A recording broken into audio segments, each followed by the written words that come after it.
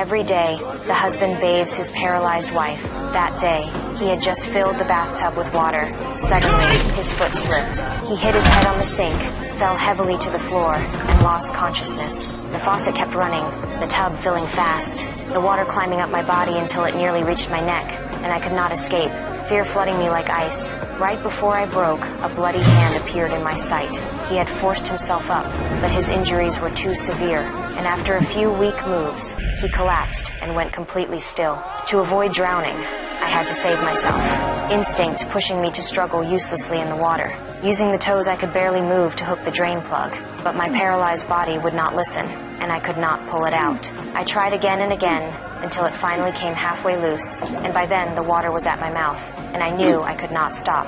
I fumbled blindly, and accidentally snapped the chain, the water still pouring in, half my face fully underwater, suffocation driving me close to madness. I forced my fingers to move, using the shower hose to twist the faucet, and it turned, but the water only slowed and did not stop, and I was still running out of time. Minutes passed, only the top of my head above water, and fear gave me one last burst of strength as I lifted my right leg and slammed it down. The water level dropped fast, my eyes, nose, and mouth breaking free, and I gasped for air, pulled back from death. Even more shocking, feeling returned to my arms. But the moment I thought of my husband outside, that relief vanished. I gripped the tub and looked out, only to realize he was gone, with bloody handprints on the wall and bloody footprints on the floor.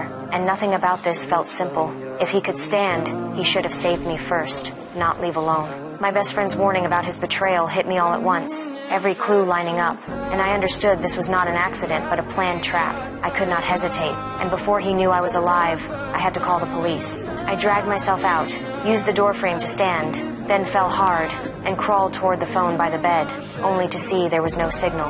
A dark shadow flashed outside the bedroom, fear freezing my body as I thought he had come back. I grabbed a shard of glass from the bathroom, then realized it was only the curtain moving, but I knew the danger was not over, and holding my breath, I moved silently down the stair.